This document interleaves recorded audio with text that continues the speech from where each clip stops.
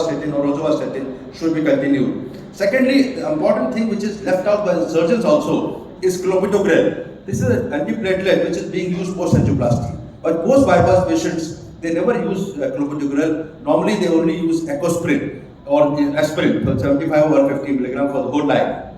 Capri CABG group shown in circulation publication. Why I want to emphasize this slide, because all the physicians should know that continuation of clopidogrel has shown a marked improvement or degeneration on this saphenous vein graft. So at 36 months, clopidogrel reduced cardiovascular events by 25 to 35%.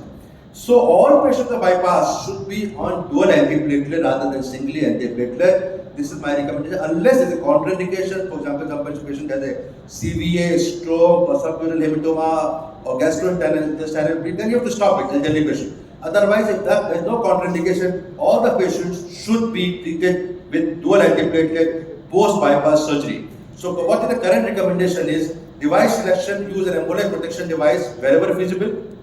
Use a drug-eluting stent, of course, now because we hardly have metal stent. This was but still, sometimes we have to do for the only purpose of surgical purpose. Anticoagulation regimen should be used aspirin plus clopidogrel in all patients. Either heparin or bivalirudin are acceptable thrombolytic. GP2B3 inhibition not routinely beneficial in saphenous vein graft intervention.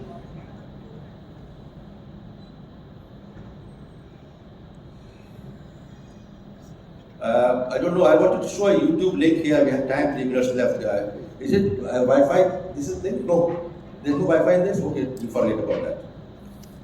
So I just want to give an example. Only recently we did angioplasty. I want to give a very important example. Bypass surgery was done recently in August. Here in left vein total, RCA was 70 to 80%. And this patient, I had to do renal angioplasty. I called him after 1 month. When I did a check angiogram, I found that RCA graft was occluded within 1 month, done by one of the best surgeons. So this is what is sometimes can happen. While Lima was working well. So this patient, I was supposed to do only renal angioplasty because I called him. It was not a routine check angiogram. He did not have major symptoms. So when I checked upon, it was late evening. I was to plan only for the renal angioplasty, and I was thinking that when he's on the cath table, let me do a check angiography of the graft, and I found the graft was occluded.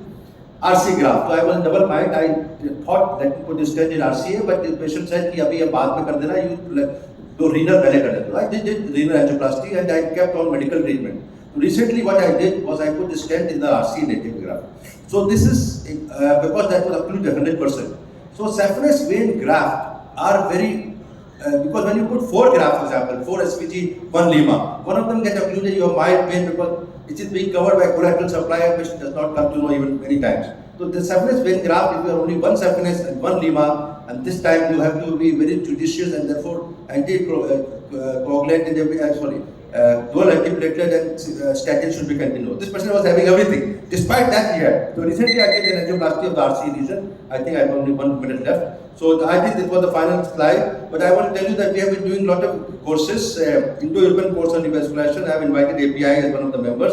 We have done 16 courses now. We did London, Paris, Amsterdam, Zurich, and Rome. And this time we are going to do. These are the previous courses we did in Paris.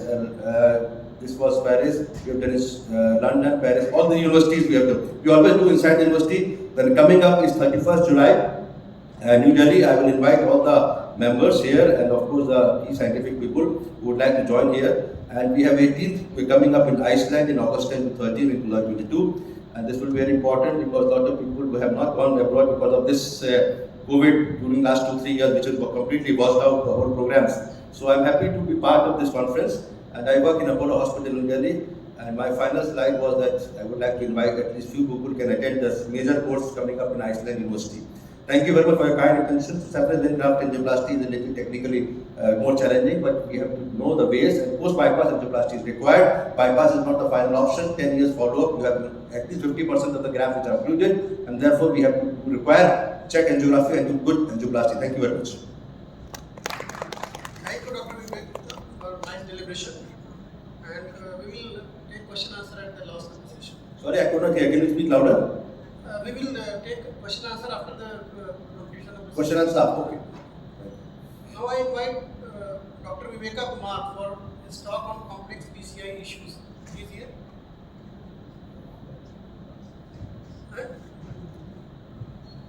Ah.